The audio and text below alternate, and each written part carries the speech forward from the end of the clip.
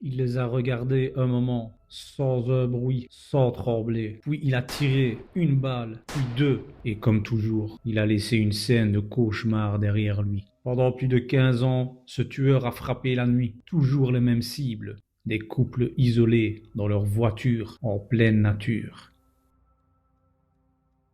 Bienvenue dans l'ombre. Ici, je te raconte des histoires vraies et flippantes. Alors abonne-toi pour ne rien rater.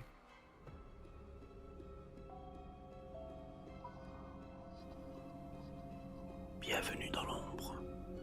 Je suis l'inconnu masqué.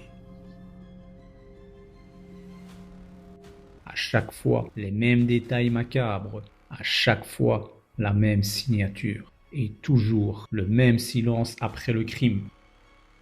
Ni témoin, ni empreinte, seule la peur. Il a terrorisé toute une région et n'a jamais été attrapé. Voici l'histoire vraie du monstre de Florence. Nous sommes le 21 août 1968. Une nuit chaude d'été dans les collines de Toscane. Un couple d'amants s'isole dans une voiture près du village de Signa. Ils pensent être seuls, mais quelqu'un les observe. Ils seront retrouvés morts, tués par balle. La femme a été mutilée avec une précision dérangeante. Le mari de la victime est arrêté. Il avoue, puis se rétracte. L'affaire est classée. On pense à un crime passionnel. Mais ce n'était que le début. En 1974, un autre couple est tué dans des conditions étrangement similaires.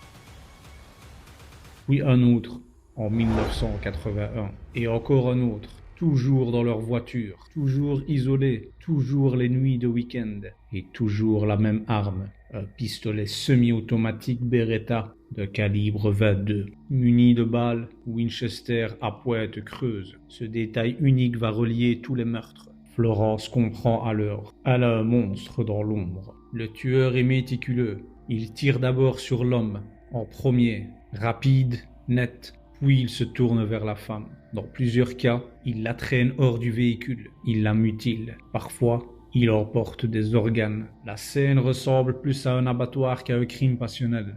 Chaque blessure semble précise, chirurgicale, comme si le tueur connaissait l'anatomie humaine.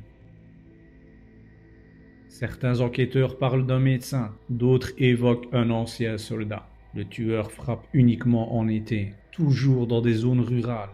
Reculé, boisé, il attend, il guette, puis il tue et disparaît.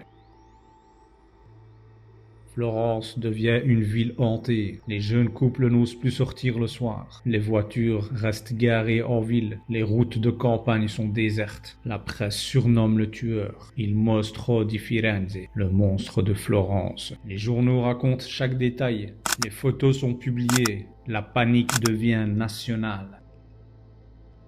La police, elle, patauge, sans suspect interrogé. Des arrestations, mais rien de concret. Certains policiers pensent qu'il s'agit de plusieurs tueurs, d'une organisation ou même d'un rituel satanique. D'autres croient que le meurtrier agit seul et qu'il est toujours là, peut-être dans la foule qui regarde les enquêteurs, peut-être dans la police elle-même. En 1992, un homme est arrêté, Pietro Pacciani, fermier, violent, condamné pour viol. Il vit à quelques kilomètres de plusieurs scènes de crime. Il est jugé, condamné, mais en appel, l'affaire s'effondre. Les preuves sont faibles et plusieurs meurtres ont eu lieu alors qu'il était en prison. La justice l'acquitte. Il meurt 2 ans plus tard, dans des circonstances étranges, la veille d'un nouvel interrogatoire. Et l'affaire repart de zéro. Certains enquêteurs avancent une nouvelle hypothèse. Le monstre ne serait pas seul. Une secte cachée dans la région. Un groupe d'hommes pratiquant des rituels obscurs avec des organes féminins. Les mutilations, la précision, la régularité des crimes, tout semble trop organisé, trop réfléchi. Mais aucune preuve, aucun aveu, seulement des rumeurs et la peur qui persiste. Le dernier meurtre, attribué au monstre de Florence, remonte à 1985. Depuis, rien. Pas d'arrestation, pas de corps, pas de lettres, juste le silence. Certains disent que le tueur est mort, d'autres pensent qu'il a simplement changé de visage, ou qu'il vit encore quelque part en Italie en toute impunité. Ce qui est certain, c'est que le monstre, lui, n'a jamais été enfermé. Il a disparu dans les collines toscanes, là où le silence est plus lourd que le sang.